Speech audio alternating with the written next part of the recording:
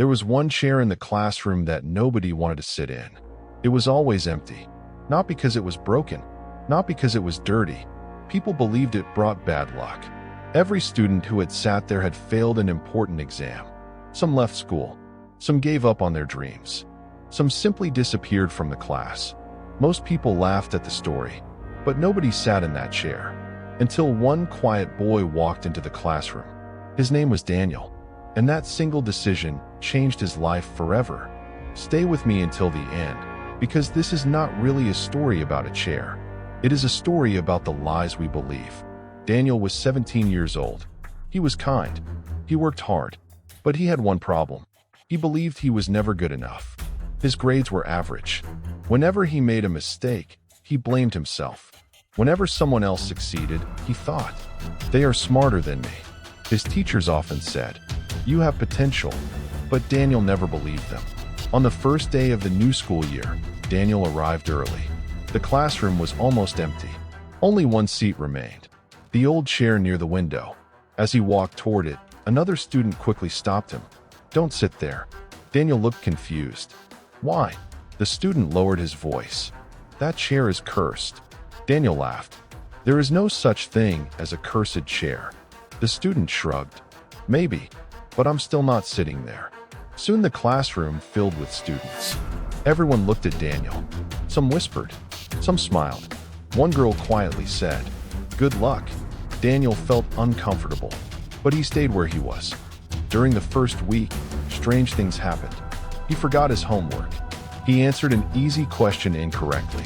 He spilled coffee on his notebook. His calculator stopped working during a math quiz. Each small problem made the whispers louder. "It's the chair. I told you. The chair always wins." Daniel tried to ignore them, but every day, he became a little more nervous. One afternoon, the school janitor entered the classroom while Daniel was studying alone. The old man smiled. "You are still sitting here?" Daniel nodded. "I don't believe in the story." The janitor looked at the chair. "I have worked in this school for 30 years. Daniel raised his eyebrows. "So, is the story true?" The old man laughed. "No." Daniel smiled with relief. But then the janitor added, "The chair is not cursed. The fear is." Daniel frowned. "I don't understand." The janitor pulled another chair beside him. When students believe something bad will happen, they become nervous. They stop thinking clearly. They make simple mistakes. Then they blame the chair. They never blame their fear. Daniel stayed silent. The words stayed in his mind.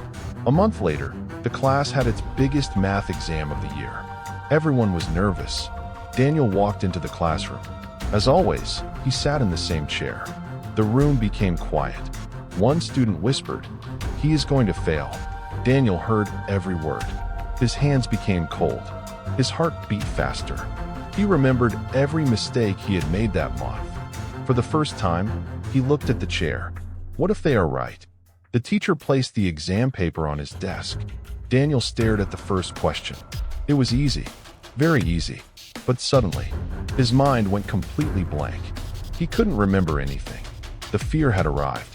Not because of the chair, because he finally believed the story. Daniel closed his eyes. Then he remembered the janitor's words. The chair is not cursed. The fear is.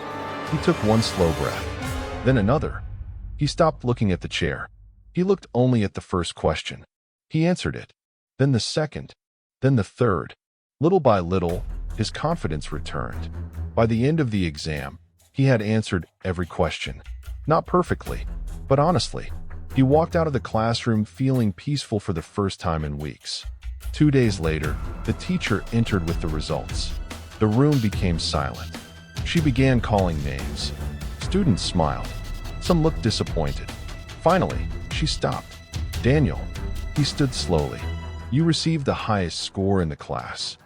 Nobody spoke. Several students looked at the empty chair. Then they looked back at Daniel. One student finally asked, "So, the chair isn't cursed?" Daniel smiled. "No, it never was. We were." The classroom became very quiet. That afternoon, another student walked into the room before class started. He looked at the old chair. Then he sat down. The next day, someone else did the same. Within a week, Nobody talked about the curse anymore. The chair had never changed. Only the people had. Sometimes, the biggest prison has no walls. It is built from the stories we keep telling ourselves. I'm not smart enough. I'm too late. I always fail. I can't do it. The more we repeat those words, the more real they feel. But they are only thoughts, not facts. Daniel did not become smarter because he changed chairs. He became stronger because he stopped believing a lie. So today, ask yourself one simple question. What is the empty chair in your own life? And what could happen if you stopped being afraid of it? Remember this sentence.